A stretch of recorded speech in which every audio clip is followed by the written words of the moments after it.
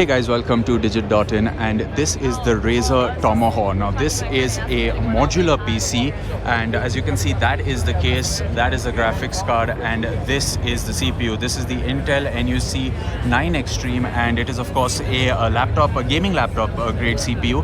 And the reason this is modular is everything of your CPU is into this one chip which connects via PCIe to the casing, and then you have a full-size graphics card, making it modular enough for you to upgrade it in the future. And we have actually seen a couple of videos where people can assemble this in less than a minute if they know exactly what they are doing.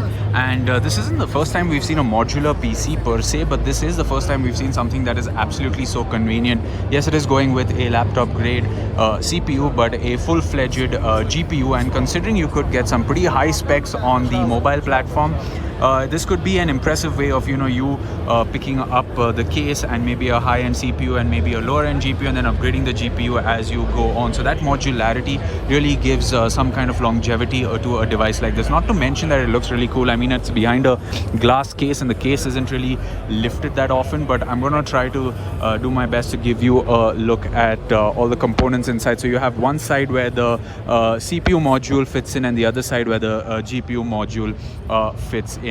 So there you have it, guys. That was a quick look at Razer's new modular gaming PC. And for more from the world of technology and from CES, you can stay tuned to Digit.in.